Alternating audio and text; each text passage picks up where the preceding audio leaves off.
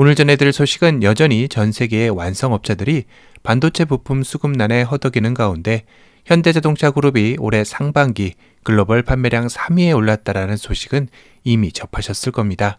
일본 도요타 그룹과 독일 폭스바겐 그룹에 이어 3위를 차지한 것인데요.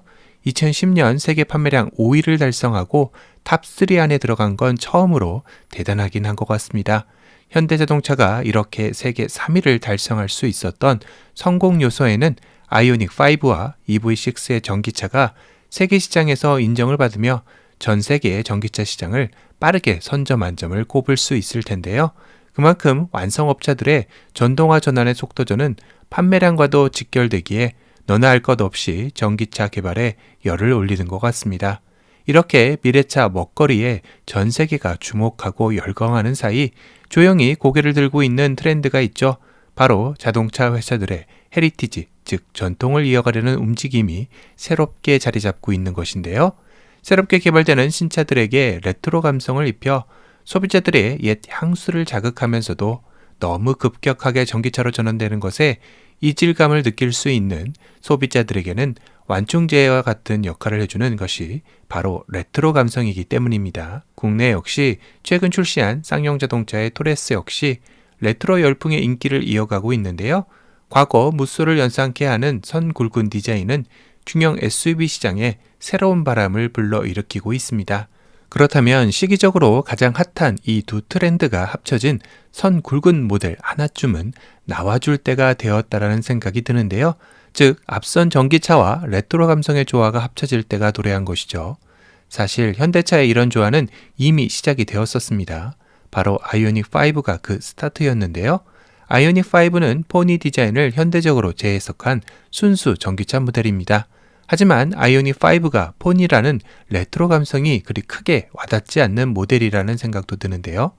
이는 포니라는 모델 자체가 현대차로서는 첫 독자 생산 모델이라는 점에서는 의미가 깊겠지만 지금의 레트로 모델의 주 타겟층인 40, 50대의 소비자들 입장에서는 1975년이라는 시간이 너무 먼 시작점이라 그리 크게 와닿지 않는다는 점도 있을 것 같습니다.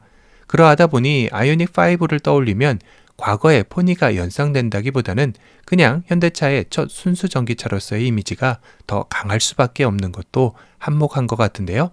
그보다는 40, 50대의 소비자층에게는 1991년 시작되었고 현재도 리스토어 차량으로 공도에서 돌아다니고 있는 갤로포가 부활하는 것이 더 짙은 향수를 불러옴과 동시에 현재 선 굵은 SUV들의 인기에 편승할 수 있다고 현대자동차 역시 생각을 하는 것 같습니다.